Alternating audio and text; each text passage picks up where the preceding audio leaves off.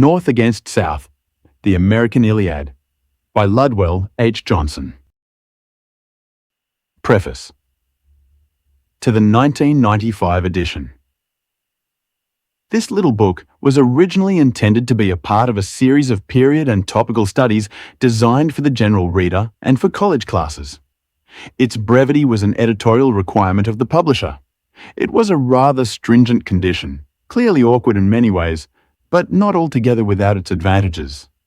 As Edward Gibbon observed very early in his career, facts vary greatly in their utility, and the historian must search for those that explain the most. It is, he wrote, a difficult task to identify such facts amidst the vast chaos of events wherein they are jumbled, and deduce them, pure and unmixed, from the rest. Although Gibbon would later grapple with this problem on a vast scale in his magisterial Decline and Fall of the Roman Empire, the necessity for careful selection is even more acute when complicated by severe limitations of space. The present writer is far from being a Gibbon on any scale. Nevertheless, he has tried, while preserving at least a bare-bones narrative framework, to present the kind of explanatory facts that the great Englishman so valued. In dealing with any part of history, the selection of facts is bound to be controversial, especially when the subject is as highly charged as the conflict between the North and South. Even the most austere seeker after objectivity may see his work attacked as hopelessly biased.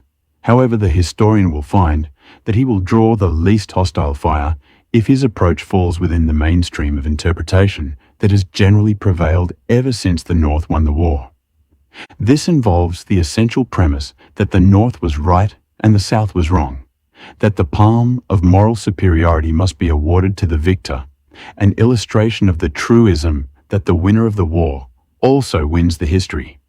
The historian by trade departs from these assumptions at considerable professional risk, particularly when, as in the 1990s, the Academy is so thoroughly pervaded by what is called political correctness. Having grown up in the capital of the Confederacy, in a family riddled with unreconstructed rebels, I was always sensitive to these imputations of inferiority directed at the South and Southerners, my section and my people. Although I felt in my heart that something must be wrong, that we could not have been that bad, it was really not until I began research for my doctoral dissertation that I discovered hard evidence which showed me to my own satisfaction what the war had been about. One's own research brings a unique kind of conviction, the more so when, as in my case, the discoveries lapped unexpected and unlooked for from the documentary record. The more I studied that record, the more convinced I became that the job of the historian is not to pass judgment, but to try to understand. Through the years, such research as circumstances permitted me to conduct confirmed this view of history and this alternative view of the War of Secession. More and more, as I brought my findings to bear in my teaching, it seemed as if some large and important matters were either glossed over or omitted from that mainstream interpretation mentioned earlier. True, the mainstream was slightly disturbed by some new eddies. For the history industry, manned by legions of graduate students and their professors in search of new topics, had been churning out a multitude of monographs, some of which revealed less than admirable aspects of Northern society.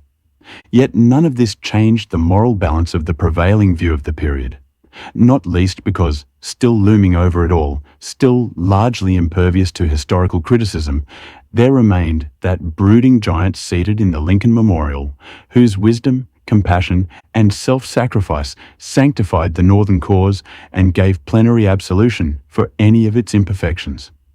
So, not to split hairs, the basic image remained the enlightened, progressive North versus the benighted, backward South, and everyone should be thankful that Lincoln and the righteous North had saved the last best hope of earth.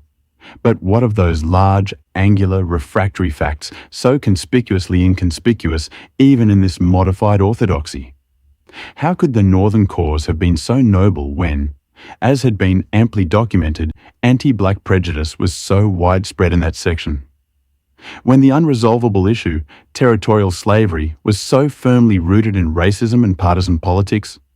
When Lincoln, in his first inaugural, stated his willingness to accept a constitutional amendment that would forever put slavery beyond the reach of federal authority.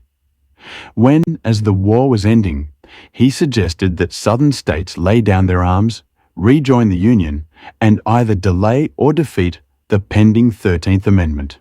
When the openly avowed purpose of the war, according to the ruling Republican Party, was to make that party a permanent majority in the nation. And when every act of congressional reconstruction flagrantly pursued that object. When the prosecution of the war was accompanied by what even high-ranking Northern officials called a carnival of corruption.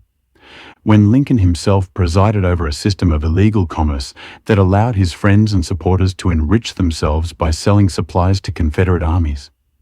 When Union soldiers not only needlessly laid waste large areas of the South, but robbed, tortured, murdered, and raped defenseless civilian, blacks as well as whites. When in a boasted government of laws, ruthless force and military occupation were used to rewrite the Constitution in order to enthrone the Republicans in power forever.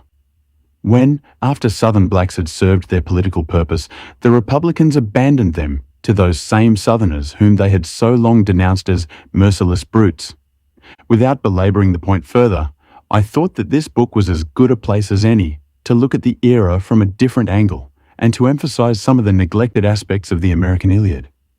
If the result was to make the picture of the North as America's moral majority less plausible, if it made Yankees seem to have as much of original sin as rebels, so be it.